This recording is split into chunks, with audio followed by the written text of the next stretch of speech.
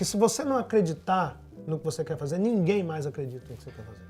Você tem que acreditar, cara. Você tem que conseguir provar por A mais B que aquilo que você está falando é possível, que você tem potencial para fazer e que você vai insistir naquilo. Você tem que acreditar nisso. Eu costumo dizer para as pessoas que se você pegar toda a riqueza do Brasil e distribuir em partes iguais para todos os brasileiros, rapidamente ele volta para as mesmas mãos, porque a galera não sabe lidar com dinheiro. Infelizmente, essa é a realidade. E o cara, ele tenta ir na contramão disso e fala com a galera, se vocês aprenderem esse fator, você se transforma e transforma o ambiente de vocês. Então, para mim é uma honra estar com um cara desse, um cara que vem de uma outra realidade que não é a realidade que eu nasci, mas que dentro da realidade dele ele se propôs a dar certo e eu me propus a dar certo na minha, por isso nós nos encontramos na caminhada. Pessoas que estão caminhando se encontram. Se você quer encontrar quem está caminhando, esteja caminhando também, pega essa visão, tá? Então isso já faz desse momento um momento histórico para mim, porque é algo importante na caminhada de quem está caminhando. Isso comprova que as pessoas vão se encontrar. Existem vários lugares que levam ao sucesso, mas o sucesso é só um. Então, se você está caminhando rumo ao sucesso, em um momento desse você acaba esbarrando na gente, seja no Instagram, no YouTube, pessoalmente, vai esbarrar, porque nós estamos indo rumo ao sucesso. O que eu quero dizer é que do nada apareceu um cara do vídeo da água falando um negócio que geral falou assim, isso aqui é foda, nós temos que olhar para isso aqui. Quem é esse cara? O resultado disso foi que a galera entende, a galera, grosso modo, entende que aquilo é o sucesso do Rick. Só que o sucesso não foi meu vídeo da água, o sucesso foi o que eu fiz antes dele. O sucesso não é a colheita, é o plantio. É o plantio constante, a semeadura, né, cara? É o plantio constante, plantio constante. E aí eu vou falar com essa galera o que eu semeei, porque senão eles vão olhar pro fruto e vão falar que esse fruto é muito bonito, mas aí para chegar ali tem um preço muito grande de se pagar. E árduo, né? E aí, de onde saiu esse cara? Nascido em comunidade, e filho de um pedreiro com a dona de casa. E 7 anos de idade, primeiro aos 5 anos de idade, um cara me falou que a vida é a lei da semeadura. Eu tenho orgulho imenso de chamar esse cara de meu pai. Eu tenho memória fotográfica, eu vou guardando as informações. Meu pai me falou, olha, a vida é a lei da semeadura, olha o que você vai plantar. Eu falei, beleza, guardei aquela informação. Quando foi 7 anos de idade, minha mãe sofreu derrame cerebral, que hoje é aneurisma cerebral e tal, mudaram os nomes das coisas. E aí, uma mesa de cirurgia de um hospital público, é claro, o médico virou pro meu pai e falou, olha, que meu senhor, humanamente falando, ela não passa dessa cirurgia. E você pode chamar a família, porque isso aqui é questão de minutos para ela partir. Daí meu pai chamou a galera dele ali, que são 5 filhos, 5 neguinhos do cabelo amarelo, tá, galera? Favela, nós temos o hábito de pintar cabelo de amarelo. Água oxigenada. E aí, 5 neguinhos, entrou naquela sala, meu pai virou e falou, galera, é o seguinte, vocês precisam estar prontos, que a mãe de vocês não levanta daqui esse milímetro. E aí eu guardei aquilo, você precisa estar pronto, tá? Com a minha mesma memória fotográfica. E a minha mãe não morreu naquela minha cirurgia, tá viva até hoje, inclusive. E aí, cara, a cirurgia da minha mãe passou, a minha mãe vive, e meu pai foi e me falou, chamou a galerinha dele e falou 2 coisas muito importantes. Falou, galera, é o seguinte, primeiro eu vou ter que trabalhar por conta. A galera hoje fala muito de empreendedorismo. Empreendedorismo nada mais é do que a evolução do termo trabalhar por conta, é isso. Se você chegar lá no interior de Minas e pegar uma doninha que vende pamonha, pão de queijo lá no interior, perguntar se ela empreende, ela vai te falar que não, porque ela não conhece essa palavra. Trabalha por conta. Aí ela conhece.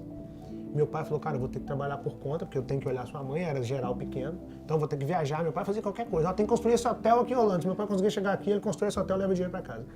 E aí meu pai foi esse cara e ele falou assim, ó, eu preciso falar 2 coisas para vocês. Ele chamou eu e meus 4 irmãos para falar isso. Meu pai é uma percepção gigantesca e para mim, meu pai aprendeu a percepção dele com meu avô. Ele virou para os filhos dele e falou, olha aqui, ó, primeiro, identifiquem que vocês são bons. Eu vou estar viajando, vocês estão novos, identifiquem. Busque entender o que vocês são, quem são vocês. E se vocês conseguirem identificar, passe o restante dos dias se lapidando nisso. Legal. Então, assim, o seu pai falou uma coisa que é simples, mas ela é muito profunda, muito poderosa, né? Muito profunda. E serve para qualquer esfera da sociedade. E, cara, eu acho que, inclusive, que aqui eu tenho até uma crítica ao, sei lá, sistema educacional hoje, porque a galera pega e fica querendo focar no que você é ruim, sabe? Tipo, exatamente. Você é muito ruim em português, por exemplo. Pô, aí não, trabalha o português. Cara, o que te dá dinheiro, o que te dá resultado, o que te dá impacto e alcance no mundo é você trabalhar o que você é bom. Exatamente. Não Você descobriu que você é bom em matemática ou em português, mostra pra ele português, mas foca em matemática, porque esse cara aí pode ser o próximo cientista foda aí na matemática e não sei o quê. E a segunda, o conhecimento transforma. Então você tem que ter conhecimento. Meu pai me falava isso porque ele falava, olha, eu vou trabalhar viajando. E meu pai tinha um medo muito grande que era só viagem por terra, essas coisas. Ele tinha um medo muito grande de numa dessas ele não voltar. E ele não ter falado isso com os filhos, vocês têm que identificar o que vocês é bom e passar o restante dos dias lapidando isso, etc. Porque ele tinha medo de ele não voltar e não ter a oportunidade de falar aquilo com a gente. E aí, eu comecei primeiro a trabalhar, porque eu queria comer carne, eu sempre gostei muito de carne. Olha como é que é louca a vida, né? Não, em 1985, carne era muito caro, muito caro. E era quase irreal, quem estava na minha realidade comia carne todo dia, eu gostava muito de carne. E aí, meu pai viajando, eu perguntei pra minha mãe, mas o que eu tenho que fazer para comer carne todo dia? Ela falou assim, cara, você tem que ter dinheiro, e para ter dinheiro você tem que trabalhar. Só que você tem 7 anos e ninguém vai te empregar. Eu falei, peraí, ninguém se eu não começar a trabalhar por conta, igual meu pai. Que a minha memória fotográfica guardou que era para trabalhar por conta. E aí, eu plantei uma horta no quintal da minha casa e comecei a vender verdura. Comecei a trabalhar porque eu queria comer carne. Você tinha quantos anos, né? 7 anos de idade. Você começou a plantar verdura com 7 anos de idade? 7 anos de idade. Por que eu fui fazer uma horta? Porque meu pai tinha me falado que era a lei da semeadura, a vida. Falei, cara, então se eu semear e cultivar, eu vou colher. Naquele caso eu ia semear, eu comecei a plantar alface, couve e almeirão. Eu ia semear, cultivar aquilo e colher. E começar a vender. Aí comecei a vender. E aí eu vi que venda dava. Falei, peraí, cara, eu consigo vender. E aí eu era o único moleque da minha idade que vendia. Os outros jogavam bolinha de gude, etc. E a mãe dos moleques começou a falar, olha, o Tuca trabalha, o Tuca tem as coisas dele, o Tuca é isso, o Tuca é aquilo. E os moleques começaram a olhar pro Tuca, que era eu, que o Tuca é meu apelido de infância. E aí os moleques começaram a despertar a vontade de vender também. E eu vendia verdura de manhã e à tarde eu vendia sacolé. Aí os moleques não tinham horta, que eles não tinham tanta coragem igual eu para plantar a horta, mas à tarde eles vendiam sacolé comigo. Aí eu fui vender sacolé e essa galera começou a ir. Eles iam tudo no mesmo caminho que eu ia. Eu falei, cara, não precisa, para vender você não precisa andar atrás de mim, você pode vender em qualquer lugar. E eu comecei a liderar e eu vi que a galera me ouvia. E cara, a galera me ouve. E se a galera me ouve, eu tenho que saber falar. E aí, vendo a galera me ouvir e parar para me ver os molequinhos, e eu moleque também, eu comecei a identificar que eu falava bem. Que eu tinha o dom da oratória. Eu falei, cara, isso pode ser meu dom. Eu guardando as informações que meu pai tinha me falado, identifica que você é bom. Aí eu descobri que eu era bom naquilo, falei, eu vou começar a ler. E aí comecei a ler. E aí eu descobri que realmente o meu dom era oratória e que acoplado a conhecimento, isso poderia, em algum momento, me ser útil. Ou seja, uma visão muito a longo prazo. Cara, não sei se eu vou precisar disso, mas se porventura eu precisar, eu já tenho esse negócio aqui. E é legal esse negócio da visão de longo prazo, porque eu comecei a entender que quanto maior o seu horizonte de tempo em projetos, geralmente maior o seu grau de sucesso também.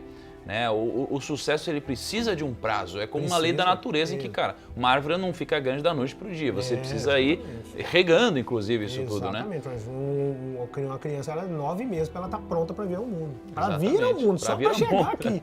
E o restante da vida é lapidando para estar pronta e alguns vão embora sem estar pronto. É verdade. Então, eu identifiquei isso. E olha, o horizonte de tempo meu de começar a ler para colher isso foi simplesmente 40 anos. Você tem 41 hoje, 41. né? Falo que eu demorei 41 anos para chegar onde eu estou. Isso, você não pode desistir com 6 meses, com 2 meses, você não pode, com 1 ano, você não pode desistir. E tem gente que às vezes, tem 30 anos, tem 40 anos e fala, putz, é muito tarde, não dá mais tempo. E dá, né, cara? Não dá tempo, não tem essa, porque tem 2 fatores que pesam. Primeiro, você pode chegar aos 40, nascendo dentro de uma comunidade, com o conhecimento que eu tive por escolha lá atrás e por visão a longo prazo, para chegar em algum momento e colher. E aí fica mais fácil para você. Ou você pode chegar aos 40 e resolver dar certo, mas não ter conhecimento, e aí não vai ser impossível para você, só que aí você vai ter que trabalhar 3 dias por 1, cara. Você vai ter que, cada dia você tem que fazer 3, porque o seu tempo é menor. E aí você vai ter que ser bom, por exemplo, em finanças, mas vai ter que ter conhecimento também. Você vai ter que pegar várias coisas e conseguir. Não é impossível para quem vai começar cruzão dos 40, mas é mais difícil. Só que não pode ser fácil. Então se apegue a 1%, e a galera fala assim, cara, só tem 1% de chance de dar certo. Eu falei, então é nessa 1% que eu vou me pegar. É porque eu vejo as pessoas, cara, sempre querendo inverter a lei da vida, né, cara? A lei da vida é, primeiro você paga, depois você recebe. Exatamente. E as pessoas, cara, elas vêm de uma forma que elas sempre querem colher antes. Só que, cara, não dá pra você colher o que você não plantou. Então, a gente vê isso daí desde do mundo das finanças, em que a pessoa quer comprar, sei lá, um apartamento, não tem dinheiro para comprar, aí ela financia em 30 anos, então ela já vive no apartamento e vai pagar durante toda a vida, um carro, bens, iPhones, etc. E isso é que se aplica também ao mundo dos negócios, ao mundo do sucesso. As pessoas, elas querem já ser bem-sucedidas enquanto elas ainda nem começaram a ler, não começaram a estudar, não começaram a se preparar. A gente tem que tomar cuidado com essa inversão, né? Você pega o cara que está fazendo dieta, e o cara ele vai começar a dieta agora. E aí ele come um brigadeiro. E ele fala, pô, já que eu comi o brigadeiro, eu vou correr para queimar essa caloria. Cara, tá errado, porque geralmente você come brigadeiro, você consumiu muita caloria e aí às vezes você nem corre. Então, pô, primeiro dieta, depois o brigadeiro. E no mundo do sucesso do negócio é a mesma coisa, né? Você investiu durante muito tempo, depois você vai colher. Quem tenta inverter isso daqui tá ferrado, né? Tá falido, porque o cara tem uma zona de conforto criada por ele mesmo para justificar os seus erros achando que tá certo. O cara que pensa devagar, não, ele vai pensar uma coisa de cada vez, ele fala, cara, vamos pensar uma coisa de cada vez. Não, nem todo mundo é igual. Você consegue pensar várias coisas se você tiver um raciocínio muito rápido. Só que isso aí, esse raciocínio é aquilo, identifica dom, vai conhecer esse dom, lapidar esse dom e buscar desenvolver esse dom. E eu sempre fui esse cara, eu penso e ajo muito rápido.